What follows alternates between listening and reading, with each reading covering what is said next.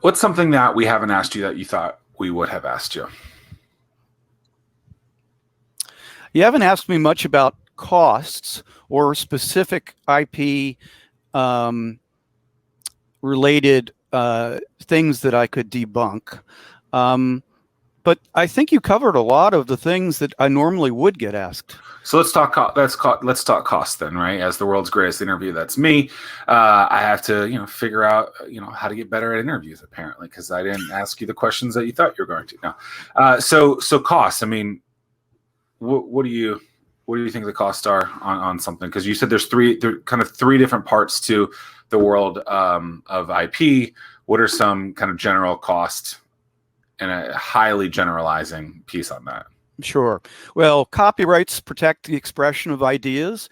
They're relatively cheap to obtain. In fact, most people can obtain them by themselves without much assistance by going to the copyright website and filing it themselves. The filing fee is nominal. Trademarks, which protect brands, are the next one up the scale in terms of costs. Typically, I would recommend someone to get some advice about filing a trademark, but it's not impossible to decode them yourself.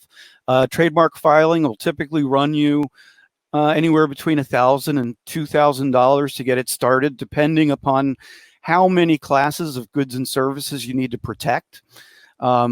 And then patents are probably the most expensive, but the thing to understand about patents is that they come in a lot of different flavors.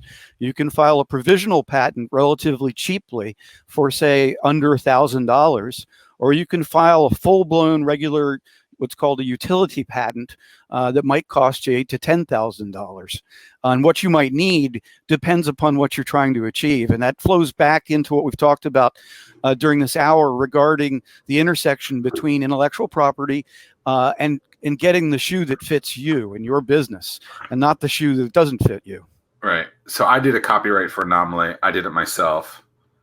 And that was the one that you said is easy and you can do on your own? Correct. Yeah, well, there you go. If Zack Miller can do it, Caveman can do it. Anyone can do it. And I feel like, it was reasonable price. I think actually for the book it was less than $100. Yeah. And then it was, the thing that was great is, if I remember it correctly, I just basically copied and pasted the things that I'd already written already. Mm-hmm. And then I think you have to send them like a copy of the book or something like that, upload a copy of that. I'm sure, because it's 2020, things are a heck of a lot easier than they were way back when. But I mean, we should be appreciative of that stuff. I mean, imagine having to sit in line, to submit this stuff for days. I mean, that would suck. But now you just send them a file and call it a day. It's so true. I mean, back when I started doing this, to file a patent application, to get a particular filing date, I would have to drive that patent application to the patent office in some cases and drop it off physically. Or I'd have to send it via express mail and hope the post office was open. Post office is closed. I'm driving to the patent office. So yeah, those days are gone. Thank goodness. How about the timeline now from the time that you file to the time that everything is complete from a patent side? Is that sped up some? I know that was a big criticism that Mark Cuban would constantly talk about. Yeah, they have provided some mechanisms for individuals and companies to expedite the system in individual cases. But the overall timing is probably only gone down a little bit if you look at the average time from filing to grant across the spectrum of all patents.